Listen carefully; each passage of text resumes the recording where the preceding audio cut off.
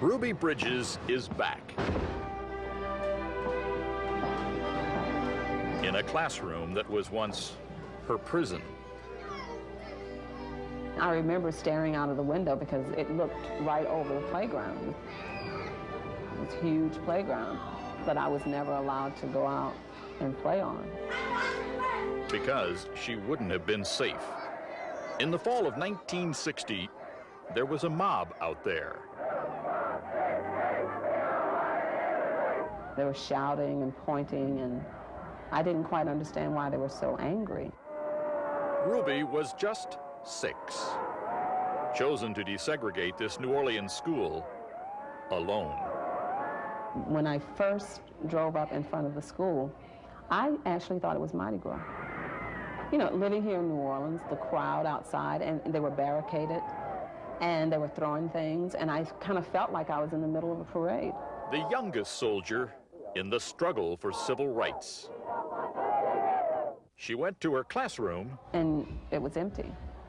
So my first thought was, I'm too early. All the other parents had taken their children home. And there were no kids there, just all these empty desks.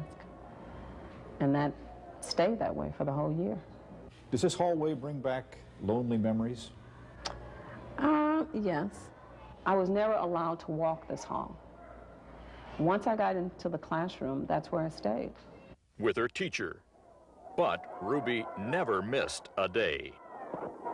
Gradually, other kids did come back. And for a long time, I would say to my teacher, I hear children. And then one day, she opened the door that led from the coat closet into this room.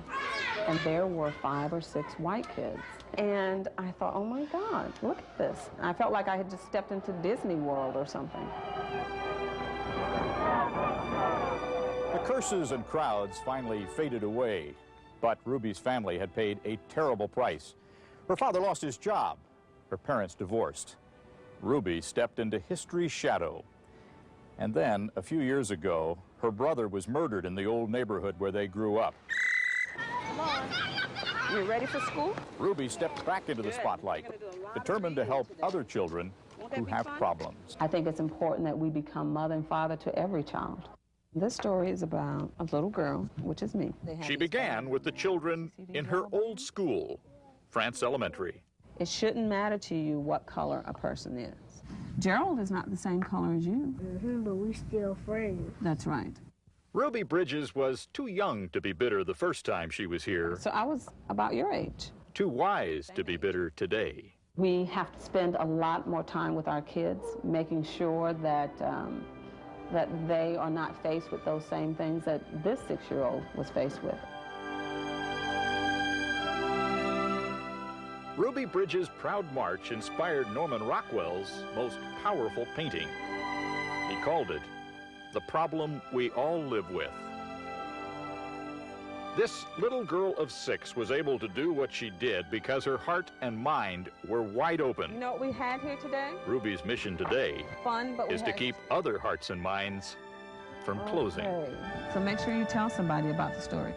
Okay? Okay. All right. For today, Bob Dotson, NBC News, Okay. New Orleans. See you later.